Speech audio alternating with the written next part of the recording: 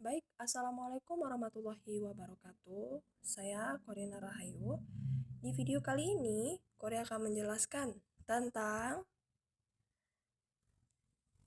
strategi belajar mengajar berbasis studi kasus oleh dosen pengampu Bapak Slamet Pohan.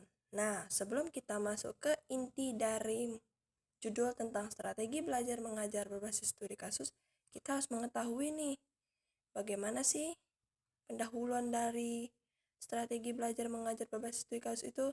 Nah, ini dia. Dalam kehidupan sering ditemukan peristiwa-peristiwa atau kejadian yang bisa dijadikan suatu pelajaran. Kejadian atau peristiwa tersebut merupakan kisah nyata yang berisikan suatu pesan yang tersirat. Kemudian dikenal dengan istilah kasus. Kasus yang ditemukan bisa digunakan sebagai bahan pembelajaran melalui strategi pembelajaran dengan studi kasus. Oleh karena itu, untuk membantu kesulitan tersebut, maka disusunlah makalah ini untuk memudahkan para guru memahami strategi pembelajaran kasusnya dalam pembelajaran. Dengan menggunakan studi kasus, selain itu makalah ini disusun untuk memudahkan siswa dalam memahami strategi pembelajaran menggunakan studi kasus. Nah, setelah kita mengetahui pendahuluannya, selanjutnya yaitu kita masuk ke inti dari judul yang berjudul Strategi Belajar Mengajar Berbasis Studi Kasus, yaitu kita masuk kepada pengertian kasus dan studi kasus. Kasus adalah cerita yang mengandung pesan yang tersamarkan dan akan dipecahkan baik dalam individu maupun kelompok. Sedangkan studi kasus adalah suatu strategi yang digunakan dalam penyajian suatu pelajaran dengan memanfaatkan kasus yang ditemui sebagai bahan pembelajaran. Kemudian kasus tersebut dibahas bersama untuk mendapatkan penyelesaian atau jalan keluar.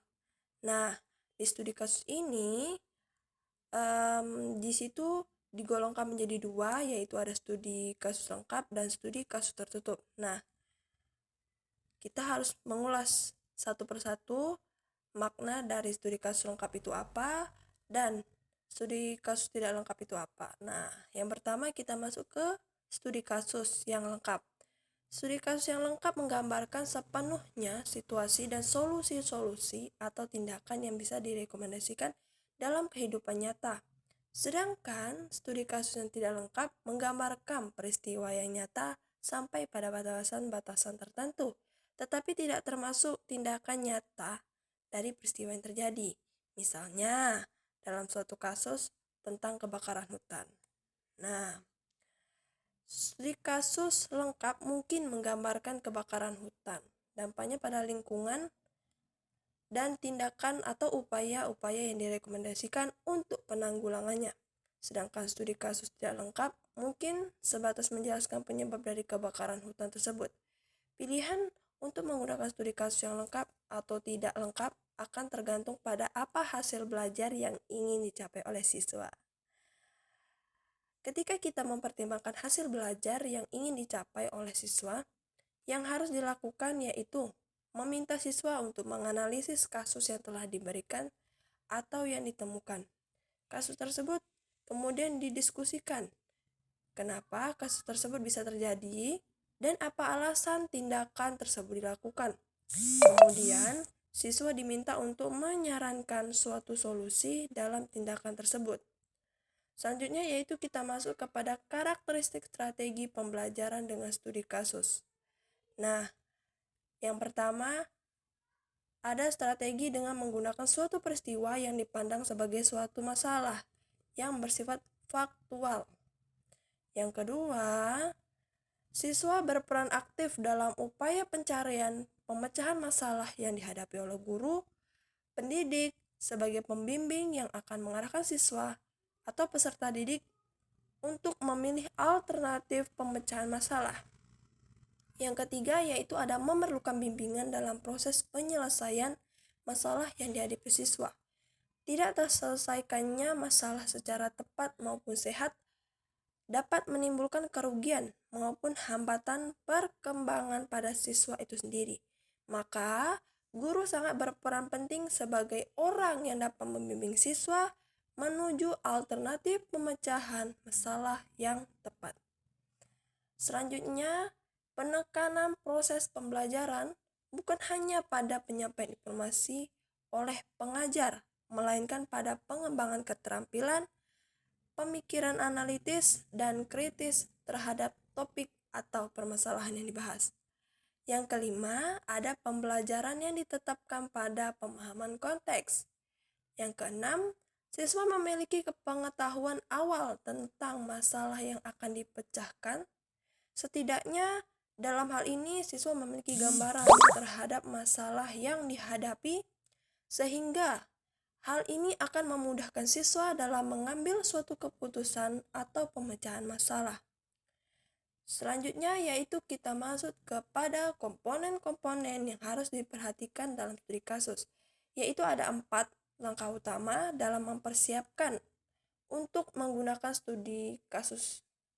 Yaitu yang pertama ada memutuskan mengapa dan kapan harus menggunakan studi kasus. Yang kedua yaitu ada mengembangkan atau memilih kasus.